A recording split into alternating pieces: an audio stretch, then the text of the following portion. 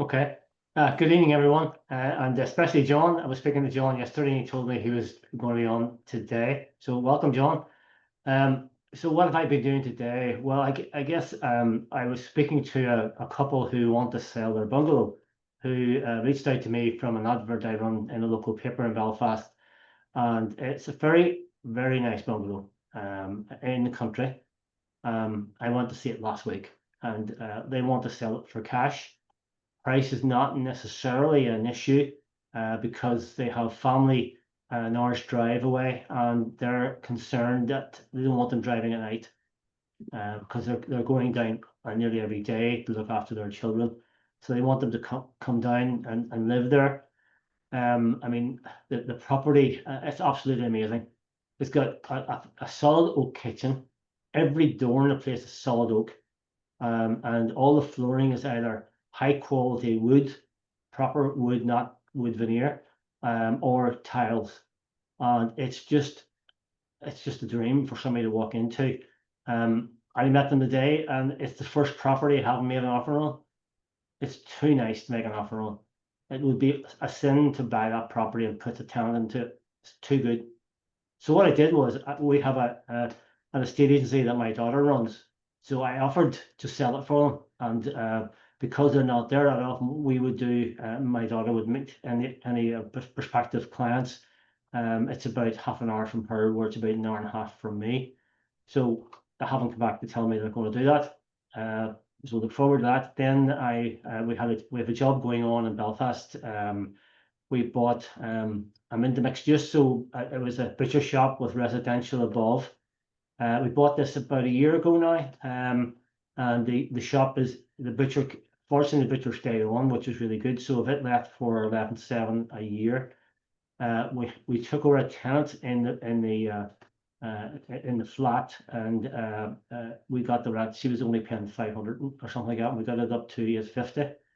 But in the process, it was always my impression this was a split title that we could do, and that we could probably get 2 apartments out of it rather than 1.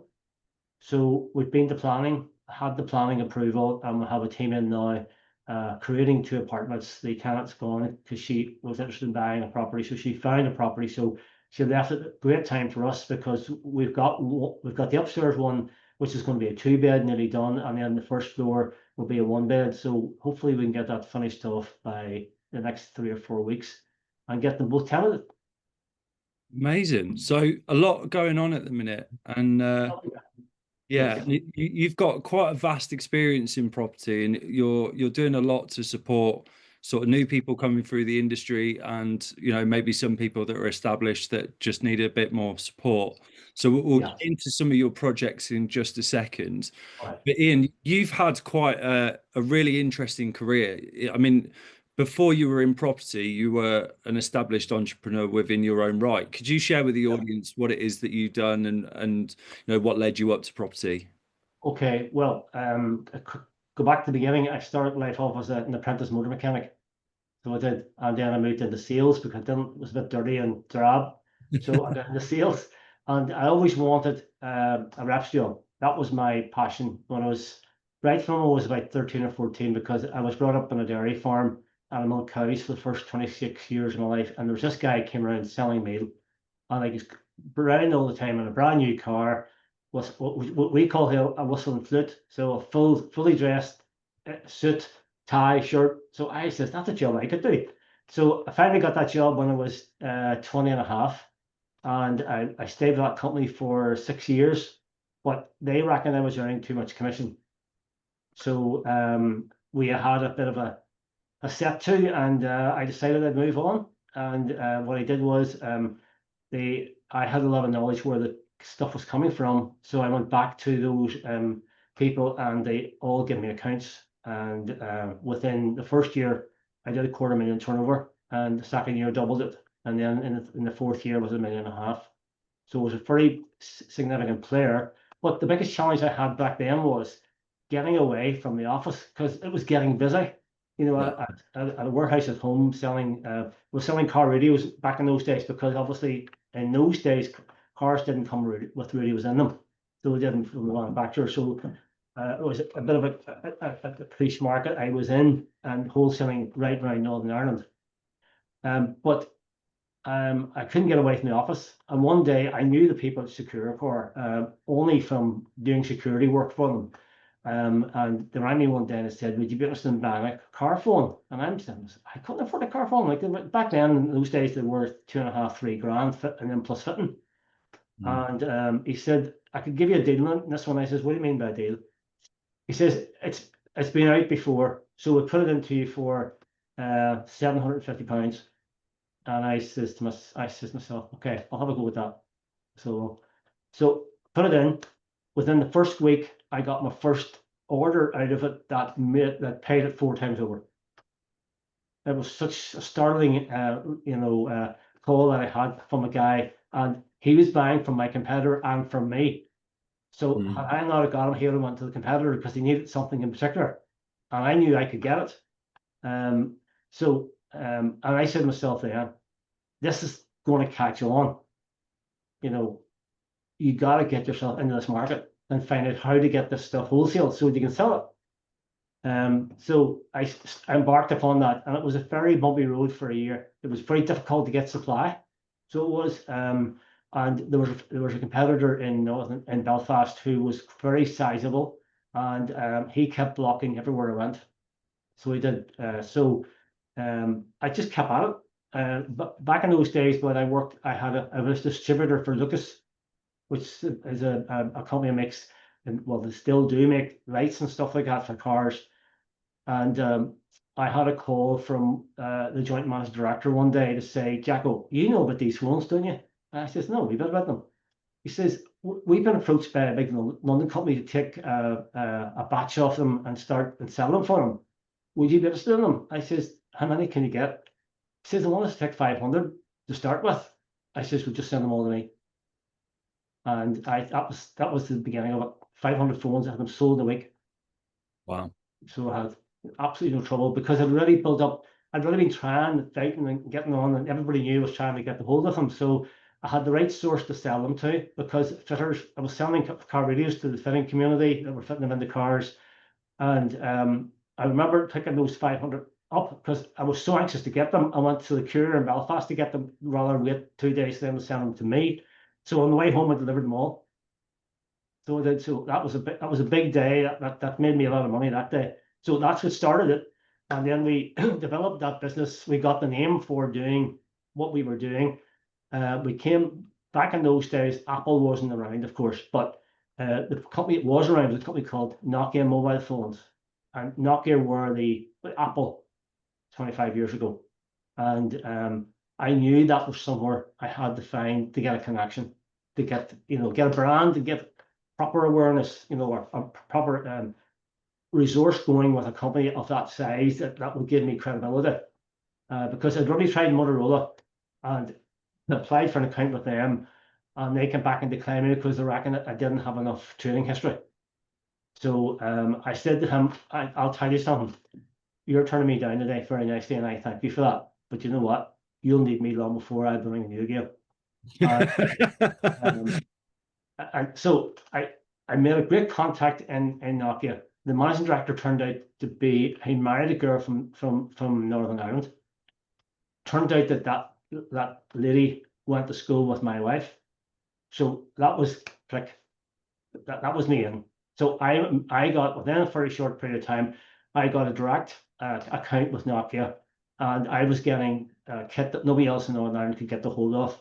And my deal was for Northern Ireland only. Nobody else was getting any kit that was coming to Northern Ireland. So I had a solace on the product, and I made it work. Made it work so well to the degree that 2 years after that relationship, we opened the only service center in Ireland for Nokia, because back in those days, what was happening was they were putting phones out that weren't ready for market. But the market was growing so quickly that they needed to get kit out. So what they used was us to fix them. So whenever they put something out, then they come back into us. We were able to blow them with new software and fix the problems, or if we needed new boards, we were down to board level. So like that wee operation alone was with 9 people in it 4 service engineers, and then the 5 support people, and we were doing everybody's repairs throughout Northern Ireland.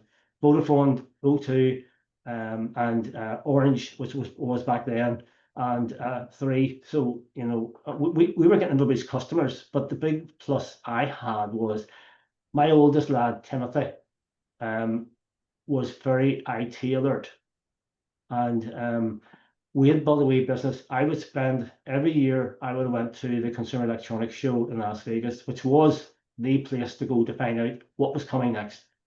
And I had bought a few American phones and brought them back, and we were hiring them out to people who were going over there either in business or on holiday. Because in those days there was no GSM. It was all the ordinary phones before that. So it was, and in the US they were using a system called AMPS.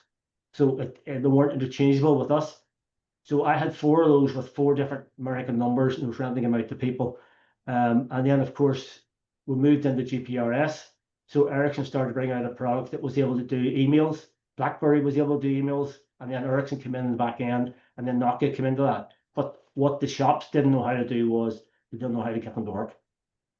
Where any new phone that I was getting in the States, I was bringing it back here so that we could work on it and find out how it actually connected to the system. So we were able to connect email to people into email that the Vodafone shops couldn't do, or the O2s, or all those people around those days. So that elevated us quite substantially. So that elevation and that over 20 years brought us to the attention of British Telecom. And in 2004, they approached me, would I sell the business? And of course, what does that look like? Where do I go to do that? How do I do that? It's not something you walk in and do a handshake, so I had to engage someone who I knew was an ex-venture capitalist, and he walked me through the system, and he was the one who got the seal of the line, really. So he was. So we sold it in 2005, and that was a great day, because I had 7 outlets, I had 42 employees, and I lost them all in one day. I got a big fat check in the bank. So that was just the best day of my life up to then, because the people are the challenge in a business, as we all know. So I had been buying property since I was 19, so I knew a bit about property, but I was just doing the ordinary way: save up a bit of money, put the deposit in, rent a house, and then recycle that in 3 or 4 years and get enough to buy 2 houses and stuff like that. So, but the shops that I had throughout Northern Ireland, I bought them personally, and I was renting them to the company then, so, and then we had those to sell off, and because we were using them to trade, we had the benefit of getting away with 10% tax on them, so that was good. So some of them I sold, some of them I kept and sold later, but so when I decided I was going in, when I knew this deal was going ahead with BT in 2004, towards the end of 04, we were arguing about stupid things, if you know what I mean. So I knew it was going to go ahead, had the contract signed, and in fact that turned out to be a very difficult close at the end, because we got BT sent over solicitors from London, and there's 2 kinds of solicitors in this world: deal makers and deal breakers, and 99% of them are deal breakers, and these guys were deal breakers. So they were definitely. I got so upset. One day I lifted the phone and I rang the MD in London, and I said to him, "Look, I know you were instigating. I know you were the person that instigated this deal with us. Now I'm telling you now, if you don't put somebody in charge here in Northern Ireland to kick these boys into shape, it ain't going to happen." And within 3 weeks, the deal was done. There you go. Sometimes you have to kick a few backsides to get where you want to go. And Ian, I'm just fascinated. When you started getting into Nokia and started selling them wholesale, was this the 3310 boom? Is this when is when it all blew up? Yep, and Cityman and the Talkman, the first portable phone you could carry that wasn't a hernia pack. And then the Cityman, and then as you say, but the 3310 came a wee bit after that, and then the 6310 was before the 3310. Yeah, that's mad. I distinctly remember that, and it's quite nostalgia for me and my friends when you talk about the 3310, and it was such a defining moment in sort of popular culture. And it's mad to think that you were actually responsible for that in terms of getting Yeah, those phones out there. And yeah, yeah, yeah. We you've achieved something that not many people have achieved, which is you able to sell a business and walk away, making with a yes, successful exit strategy yes, in yeah. terms of I guess BT would have been a competitor at that point. Is that right? But Or you see, if you remember, whenever BT Cellnet was sold to O2, there was the contract barred BT from selling to existing customer base that they had before. yeah, So, um, and so they were, but Northern Ireland must have been slightly different to the timing in London. So they were coming out of that contractual restraint, and that's why they came to me, because they didn't actually buy my business; they bought my customers. right, But how we did that was, it was on the condition that they set me a target to at that time I would have had about 5,000 customers, and we were in the top 5 dealers in the UK. So we were there was only one, me in Northern Ireland, and then 4 other guys throughout the UK, and we were the top people in the O2 network. And what they wanted is they wanted my customers. So, and of course, at that time, they had an association with Vodafone because they weren't allowed to use the O2 network to put customers on, and they weren't good at selling. Typical corporates don't have a clue how to sell. So I says, right, that's what you want. I can give you that, but give me the means to do it. You've got to give me the deal that I can make it happen for you. So I got a handsome deal. So I did, no question of that. But and then they set me a target of 4,500 customers they wanted in a year. So we're sitting at 5 months with 4,700. And they were on the phone to me, says, you need to stop selling this because we haven't got the money to pay you. I said, that ain't my problem. This bus is going and I haven't got the means to stop it. You need to get your finger out and get the business bought. So that sort of paid them off. So yeah. it did, So I didn't make any friends by saying that, but we ended up getting the deal across the line. So it's all about numbers. Yeah. And you said that you were buying property from 19. Was Yes. that a conscious decision that you were obviously you were buying your own home, but was there an element of, if this all goes wrong, then I need to spread my income, or I need to generate At, some extra income, or what was the thought process behind having at, such a okay. hectic lifestyle and then buying property as well? At 19, I was buying and selling cars Right. with a partner, and we had a really good pitch just outside Belfast, and we were selling a lot of cars and making quite a bit of money. For somebody at 19, it was a lot of money. And he was pushing me. He was probably 10 years my senior. Yeah. So, and he was pushing me. He says, you need to put some money away. We're safe. And there was a house come up opposite him where he lived. He says, you need to buy that. So I said, "Ah, okay, I'll go at it." There's no, like, houses were always going up. No matter what you look, no matter what you think about houses, in the last 100 years, they've never went down and stayed down. They might have dropped, but Yeah. they've always come back up again. Don't have. So I just bought it, and fortunately, I was able to get a mortgage for it. And of course, I never lived in it because I didn't need a house. But I let it out to two girls who worked in a local newspaper, and they were in it for 2 or 3 years. So that was my first entrance into renting a house. Do you know that's so familiar? Many people say to me, oh, I'm the same. You just fall into property by accident.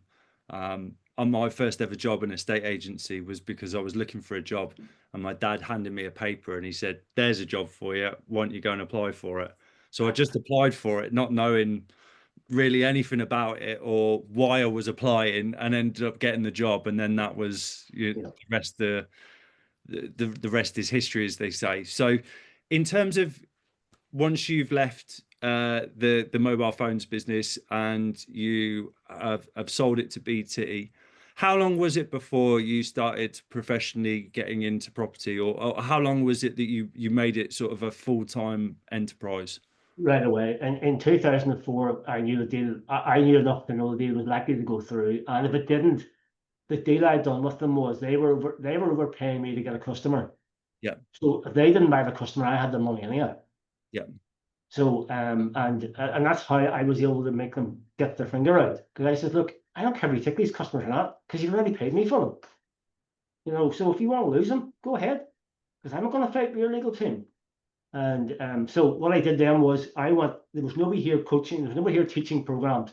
Simon Zucci had started, but he was only doing a Saturday, so he was, and there was no great teaching. So I said to myself, and of course the agents won't tell you anything. You know, still today it's a closed shop. So I said to myself, I'll go and learn how the Yanks do it. So I went over to an event that was run by Dolph Duras, and he is out in Phoenix, Arizona. And I went on a 3-day event he was running, and on the 4th day, they what do you call it? They called in 2 estate agents, and they took us on a bus tour of stuff they had to sell. And the first property they took us to, they warned us. Now, you know, there was probably 30 people on the bus. This house had been had a lady had died in it, and she'd kept cats, and there was cat pee all over it, and it smelt to the heavens. So it did. And there was only about 4 of us went in, and before that day was out, I bought it. It was cheap, so it was, and I just put my hand up for it. I said, I'll take it. So that started me. I was committed, and after I bought that one, the next day I bought another one that the agent had, and so I fixed those out there and sold them out there. And so then I asked Dolph, would he coach me and show me how the Yanks did things? So he coached me for a year. So I came back in late 2005. I had 2 objectives. I needed to find property under market value, which I'd never heard of before, and I needed to find someone who'd fund them. So to jump forward in 18 months, the next 18 months, I bought 432 properties, and the crash came. You see, you told me this figure before, and my jaw actually dropped to the floor, and I couldn't quite believe it. So just say that again. You bought how many properties in 18 months? 432. Yeah, that's mental. Absolutely mental. And in terms of what you were doing with those properties, were they in a condition? You said that the lady had, you know, cats and she died in the Yeah, property and all the yeah. rest of it. I assume you're not doing 432 refurbs in the next 2 years. No, of course not. That No. you're a hard grafter, but I think that's even too far for the average man to take on. So did you have a team that was around you to be able to get in and get those properties serviceable and ready? Back in those days you could do selling it back, so you didn't need a team. Right. A lot of them were selling rent backs, so they were. So that doesn't mean you said you need to do everything, you know. But so over the time, really what happened was I started doing it in Northern Ireland, wasn't doing it very well. You know, have a site up working, and I noticed a competitor in England called a Quick Sale. They're not there any longer, but they were there back in those days. And I looked at their website, and you know, some on the websites, the guy who builds the website has their name on it. Yeah. So I rang him, and I says, would you build a site for me like AQS's? And he says, no, I can't. But he says, if you ring me back in 2 months, I think I could. And I says, what do you mean? Well, he says, I've been doing this for them for about 3 years, but I think they're about to put somebody in full time in-house, which will release me from my obligation. And I says, by the way, who are the people in it? And he told me who the MD was. So I took note of that. I rang him back 2 months later, and he says, yes, these guys have gone, and I can build a site for you. So he started to build a site. So I said to myself, and I still wasn't getting a lot of traffic, still wasn't. So I said to myself, I'm going to ring this managing director and see what he says.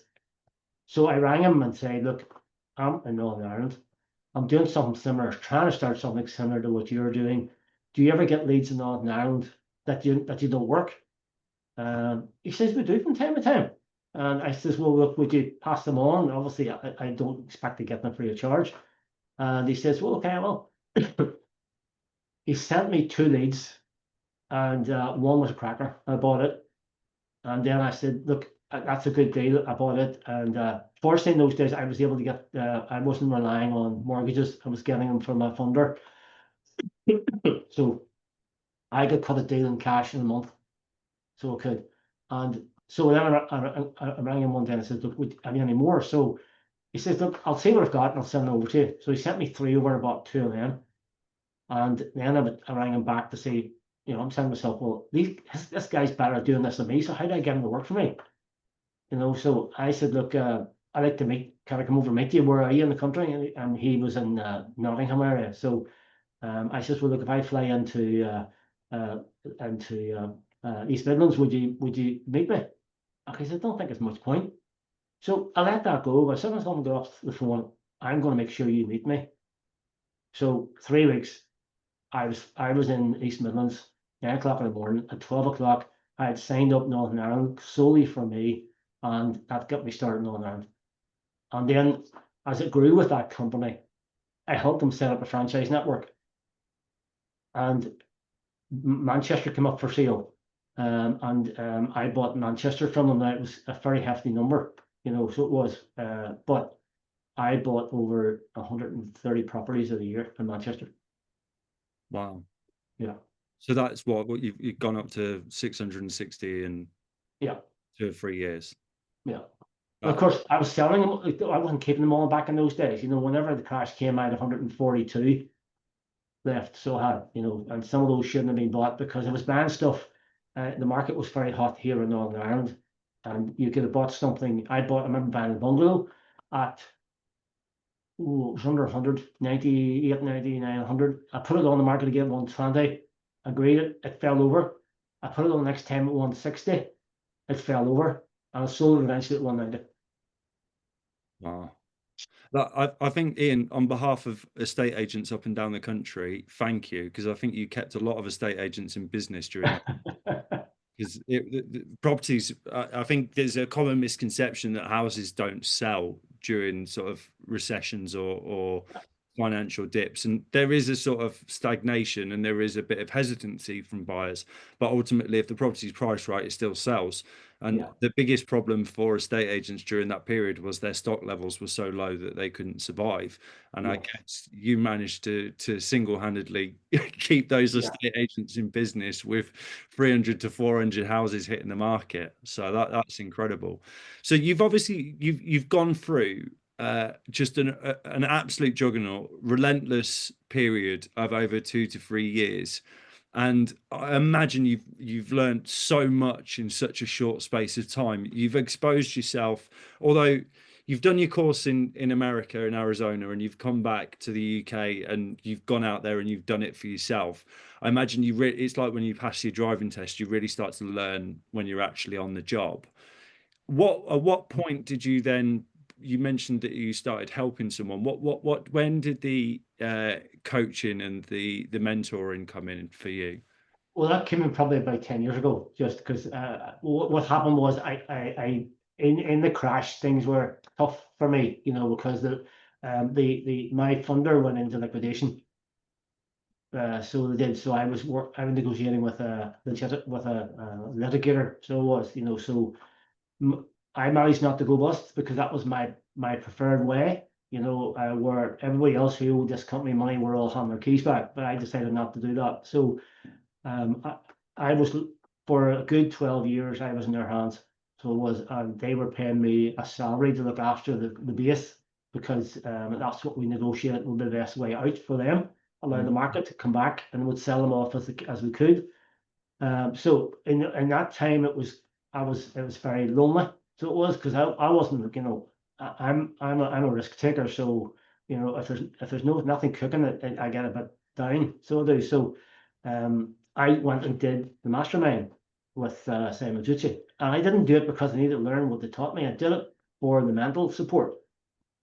So I did, and then when I did that back in 13, I offered to take on the PIN meeting for Belfast.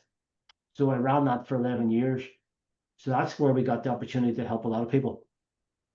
And some people I helped directly, and some people, you know yourself, who comes to PIN meetings, people who are trying to start off for people who have got themselves in a bind or somebody's got something to sell. So you just connect people together and help them. Yeah, there was the last one that I spoke at was Oxford, and they've released some figures of the types of people that go to PIN. It's 30% are absolute novices, beginners, never touched a property in their life. 30% have got a portfolio between sort of anything from 1 to 8, and then the remaining 30% are sort of 8+ properties. So that there is, based on their stats, quite an absolute mixed bag. But Belfast PIN has always been quite a popular PIN. It gets pulls in some really, really big numbers. Yeah. So what in terms of sort of Northern Ireland and the property market over there, me and you've had some interesting conversations off camera regarding the kinds of yields that are produced in Northern Ireland. Can you Yeah. just sort of give some of our viewers, our listeners who maybe Yeah. not come across the market in Northern Ireland, a bit of an insight into what's going on over there at the moment? Well, you'll buy a 3-bed terrace in a good town like Lisburn for 125,000, and you'll get 900 dollars for it. Which, when you said that to me, I just couldn't compute because when we were so those prices are similar to sort of the north side of Coventry where I live. And you back when I was an estate agent in 2013 or 2014, when you were sort of starting out with PIN, those properties on the north side of Coventry, the 3-bed end terrace or terrace house, would go for 125, but they would only let out for 600 and Yeah. 650. Yeah. So it's mad that there's such a disparity there because Coventry's sort of a city location. There's, it's really good in terms of commuting, and there's a lot of, people that want to move into this. Well, I say that loosely. There's people that want to move into the city for all the amenities. And that didn't push the rent is up now, but there's been capital growth with that. In Lisbon, you're saying that you can buy a house for 125 grand and get sort of the same 900. level of rent that you would get on the north side of Coventry for Yeah. a price that was back in 2014. Mhm. And Yeah, what Ireland's very good. and why is that? What's the reason for that? Well, I guess you see what you must remember is when the crash came, it took Northern Ireland took a hit of about 66% reduction, and we've never really recovered from that. We're only starting to get back to parity now. But what has happened is that our rents have doubled. In the last 3 years, the rents have doubled in every situation, and still going up because there's too many people looking for housing, not enough houses for people to rent. Yeah.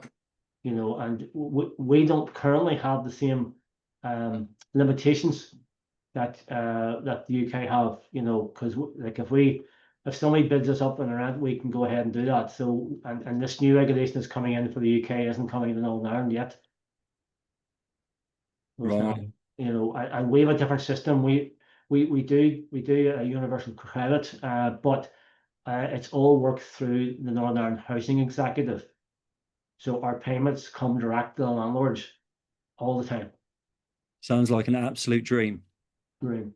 There's some English landlords on this call now that are spitting nails at how Right. jealous they are at the situation over there at the moment. And there's a really interesting relationship going on with Southern Ireland or the Republic of Ireland at the moment where they're not able to get the right financing or can't do buy-to-lets in the Republic of Ireland. So they're coming up north and really making some opportunities Yeah. there. Is that right? Yes, in Southern Ireland, well, number one, it's in euros, and number two, they're in a different legal system to us. Not that different, but it's different. But the banks have a grip on the whole country. They do not allow anybody like a third party lender come in. There's no you can't they don't even offer buy to let mortgage. They don't let any competitors come in to offer that. So you always have to take on a mortgage, a full repayment mortgage. So you have so it has to be capital and interest. You can't do interest only. Right. It's a dead market now, so it is because it's only businessmen like I was back in the day where you could have went to the bank and said, look, I've got enough money coming in from the business that can afford to buy this house. Will you fund it? Yeah. Whereas they get a buy that mortgage in the UK, if you're earning 25 grand a year and your credit file is clean, you'll get it. That's so interesting. So in terms of Northern Ireland at the moment, is there are you seeing that there's an abundance of investors and buy-to-let landlords that are jumping all over the first property that comes to market, or is No, it still? no, no. It's a lot of the people here are doing like they are in the UK, doing HMOs and stuff like that. So that's that's a very fragile market. So it is at the moment because it's difficult. Everything has to go through planning. We don't have permitted development, so everything has to go through planning, and they take forever.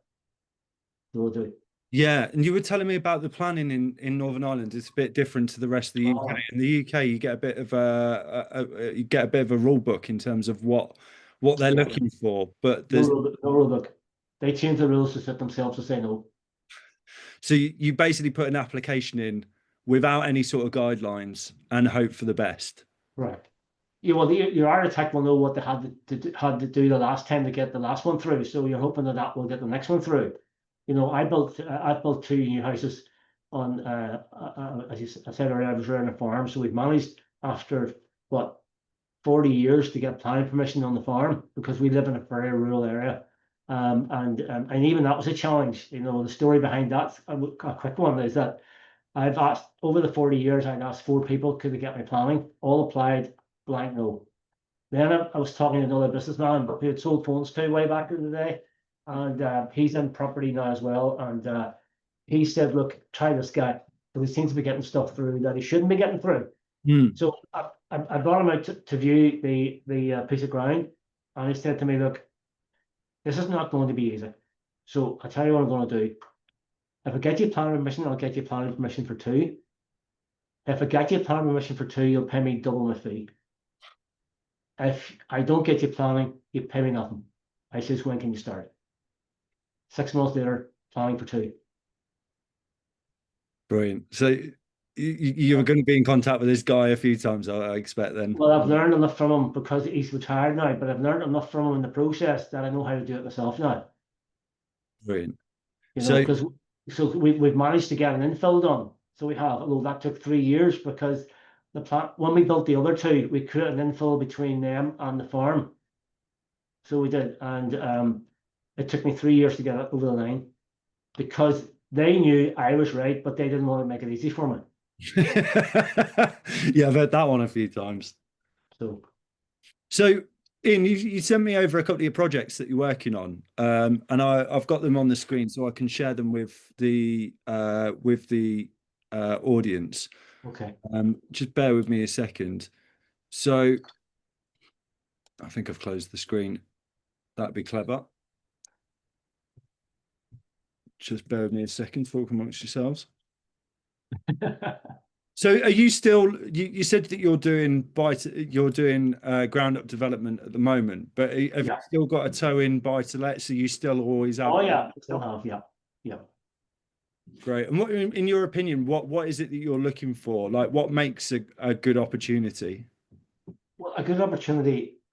I've got this stage where they come to me from time to time. I'm not out buying every day, so I'm not because I've got plenty on. So when something comes, I've learned, like, I've done these purchases, I've done options very successfully, and I've taught people how to use options and how to get the money recycled back again.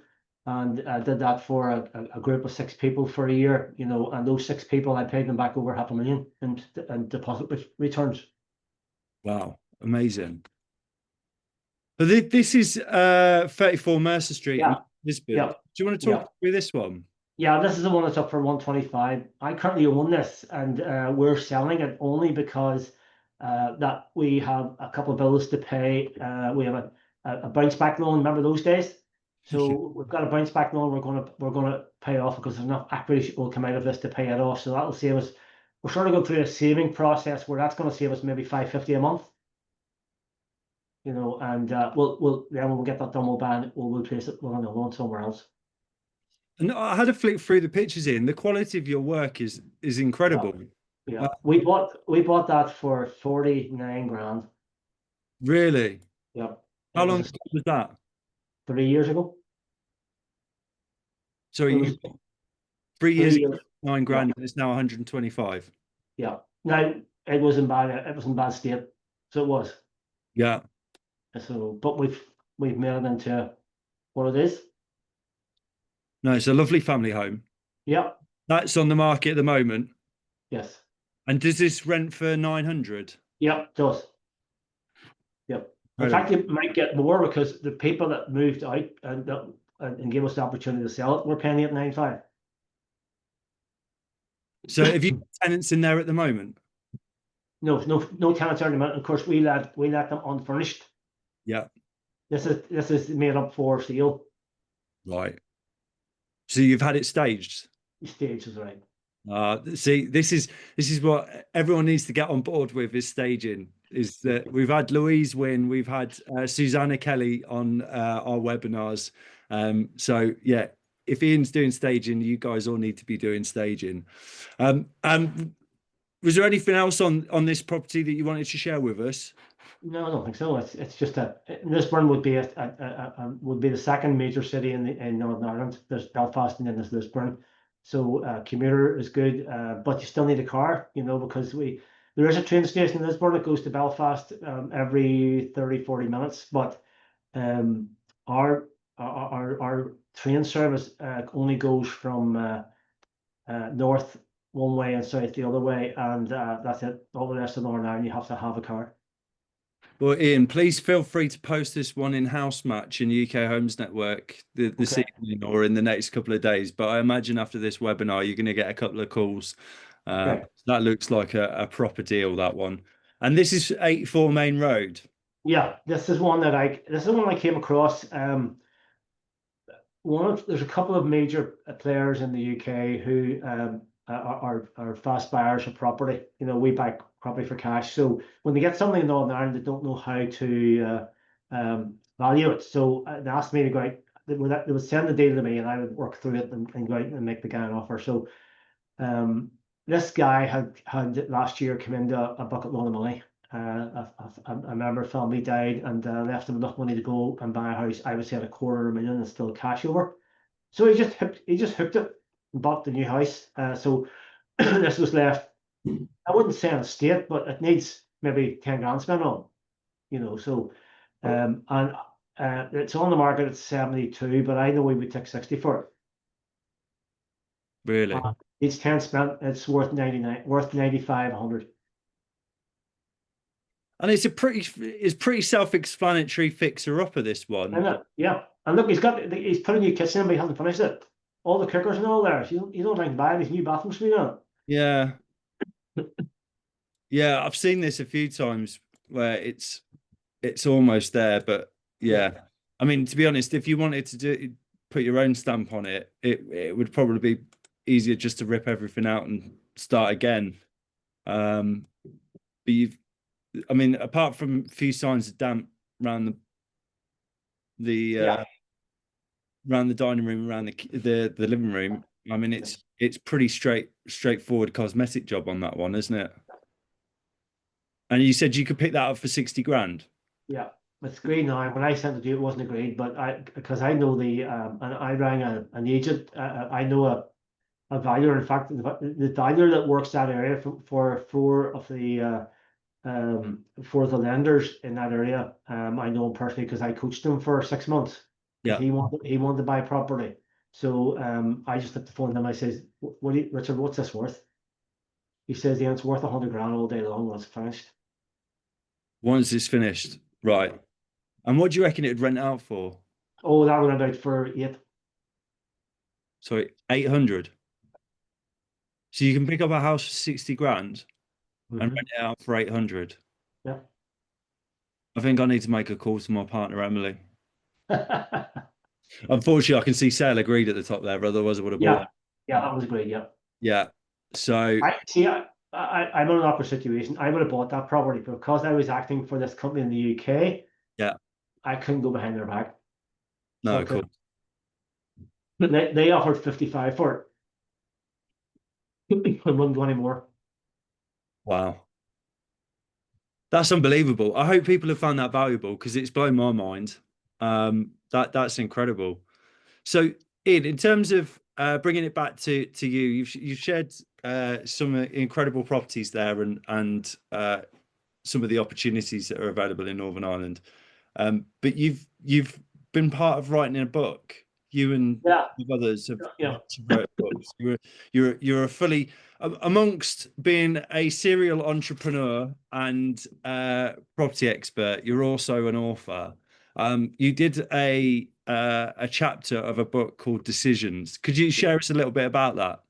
Yeah, this is a book that where we've gotten together a number of people in very different industries. I was only one that was in property.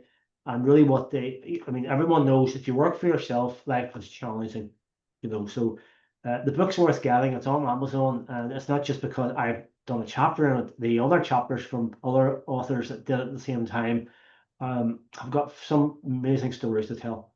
Some of the ladies have gone through a lot of difficult times to get to where they are. So, and the idea was, to write a full book's a big job. But when you've got, I was the two people that coached us through this were husband and wife team that do a little bit of coaching in Northern Ireland on a casual basis, from the point of view casual, but on a monthly basis. But it's not costing you thousands to work with them. Yeah. So they brought us all together and said, look, I want 12 of you to write a chapter. And if the chapter's worth publishing, we'll make a book and publish it. So that's how it got to be. Awesome. Well, I've just shared a link for the book on Amazon, and it's only nine pound 81. Yeah.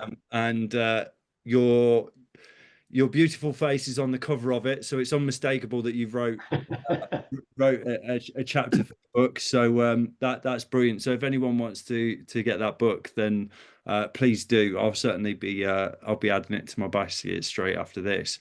Um, so Ian, in terms of your property investment coaching and all the other stuff that you're doing at the moment, can you share with us a little bit about how it is you're supporting other people? It seems like even though you've carved out a successful career, you're still giving back to the industry and still helping other people. Yeah, well, I've no notion to retire, so I haven't. But I think I've got enough properties around me. So what else do I do to help people? Because obviously I got help when I up.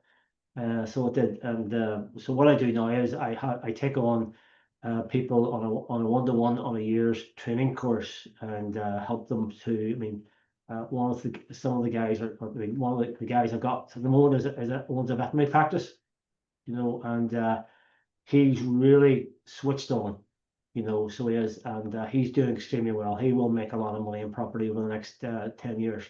Another person I'm working with is he's a civil engineer and spends a lot of time over in the UK. And the company he works for is a multi-billion company. And they have sites throughout the UK. Like he would look after up to 12 sites across the UK with and over 1,000 employees. But he's in his mid-50s, suddenly realized that the salary he's getting is approaching 200 grand a year. Who's going to pay me when I retire? Yeah. And that's the sort of people that we're helping. I don't invest in businessmen because they know where they're coming from. I was in business myself, so that's where I started. So when I connect with business people, I guess the ones that I also coach 2 days a month for Touchstone, which is really good too as well. But I get a bigger variety of people there from the point of view. You've got people coming up on the start, and you've got people in business that are way ahead. So I get a good variety, and I like doing that. So but 2 days a week's enough.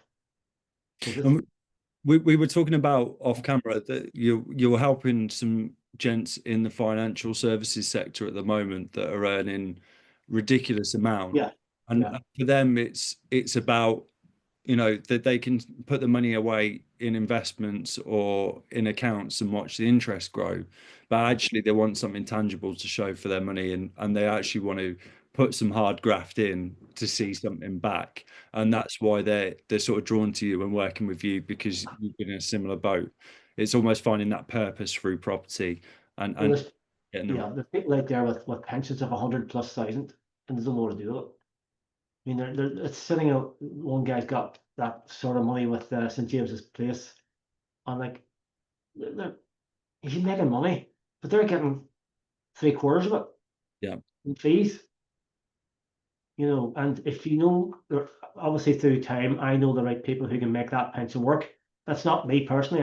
I refer them on to somebody that I trust to do what they do, and they'll make that pension work for them. So Great. Well, Ian, I'm absolutely fascinated, and thank you so much for everything that you've shared with us tonight. We've just about hit the hour mark. So what I'm going to do, if it's all right with you, I'm going to open it up to questions from the audience. We've had a few coming in while we've been chatting. So I've got a question here from Lily, and she made an important point about. I said it was the 3310. She says it's the 3210. So the 3310 and 3410, so it was. right, there you go. So yeah, and then there is the 8210 with the 8210, love it. Yep. there you go, firm favorite. Mark says about snakes on that phone. Yeah, that kept most of my class distracted for their entire school career. Mark's asked, is the UK and Ireland much different on the financing side?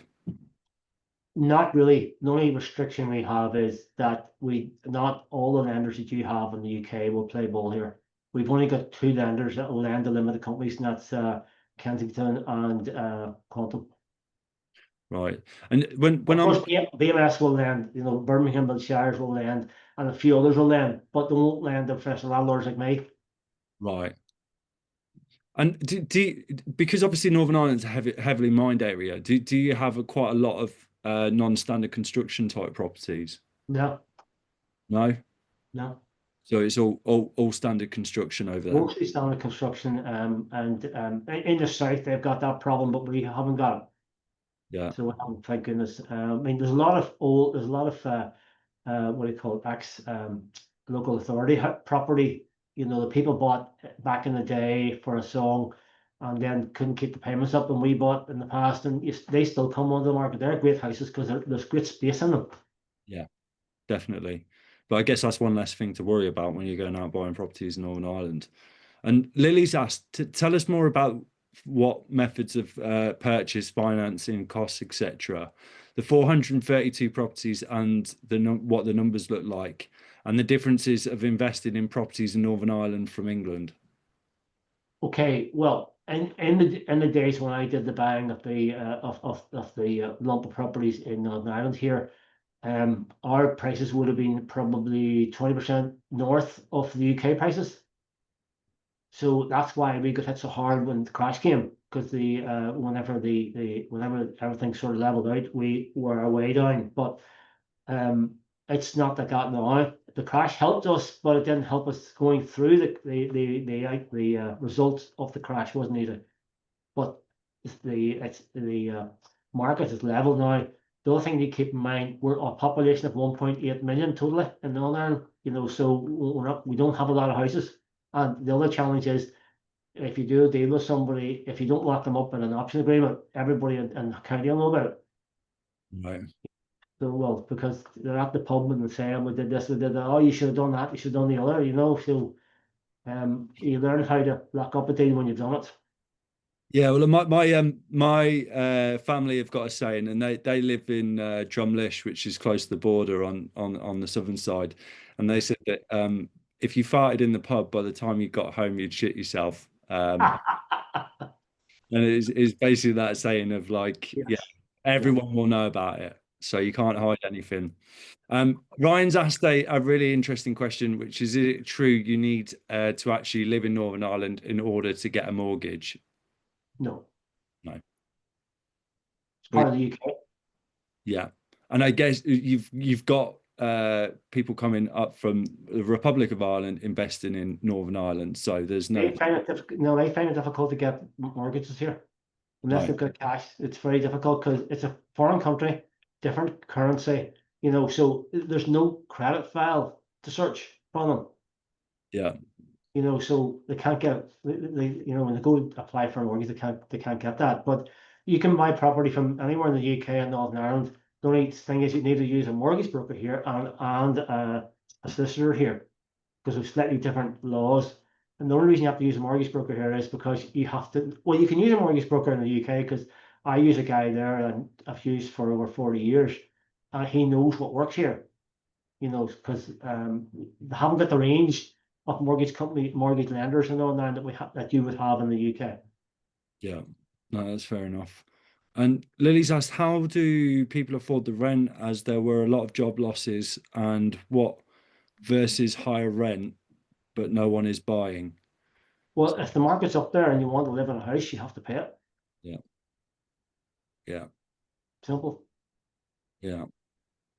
It's pretty straightforward. Guys, I'll just give it another second. So if you've got any more questions that you want to put to Ian, please do. But Ian, you're a member of UK Homes Network. You've got an account. So if Yes. anyone wants to reach out to you, they can message you in the platform. But how are the other ways that people can find you and learn a bit more about The some best way is in LinkedIn. I don't use any other social media or LinkedIn or UK Homes Network? or UK Home Network. That's the one. Brilliant. Are there a risk? So Lily's just put in a question. Are there a risk of tenants unable to pay rents, and what happens in this process? Well, we know how to manage that. So yes, there is risks, no doubt about that, you know, but since my daughter took over 2 years ago, our rents are fine. Yeah. So they are, you know, it's just a matter of keeping on top of them. Getting people out of the house here is not as clever as the UK. So it's not. We don't have Section 21s and we don't have Section 8s. Of course, you're not going to have them in a few months either, but Love that one in. but so the only way to get somebody out here really is eyeball them and give them a couple of grand, tell them to piss off. It's as Yeah. simple as that. And are they family lets, or is this a HMO thing? I'm all family list. I don't do any HMOs. Yeah. But there are a few HMOs that are being, Most definitely. yeah, Yes. John Orr, who's on here, he's a man for HMOs. great stuff. All right then, Ian. I think we'll wrap it up. Okay. Thank you so much for an absolute tour de force. I've really enjoyed tonight, and particularly hearing about your journey through the telecoms and property. It doesn't matter how many times you show me those figures or those properties, I still can't wrap my hand around the potential yields that are there. So, guys, if you please do reach out to Ian after and let him know. Share your posts in the UK Homes Network if you've appreciated tonight's webinar with Ian. We'll be back on Monday, where I'll be joined by Chris Howe, who is our health and wellbeing expert in the Health and Wellbeing Group. Chris will be talking all about leadership and business mindset. So if you're stumbling over what to do with your business at the moment, or you need an extra bit of motivation, Chris is going to talk through some systems and processes and ways you can train your brain to ensure that you are high performing. And I'm really excited. We're going to delve into some quite interesting stuff on Monday night's one. So if you can join us back for that. Any other webinars, they will be in the events tab, so you can keep check on those. And Mark, who's on the call tonight, he's also got his Northampton Property Meets event. So if you're in the Northampton area, please go along to that one. They're having Shane speak, Shane as in the non-executive commercial director for UK Homes Network, but also the host of TDN. He's going to be sharing all about boosting your personal brand. So please do make sure you go along to the Northampton Property Meets event. It is fantastic. Ian, thank you so much. I've really You're welcome. Talk to you again soon. Bye bye for now. Speak to you soon. Cheers, Ian. Bye. Cheers, everyone. Bye bye.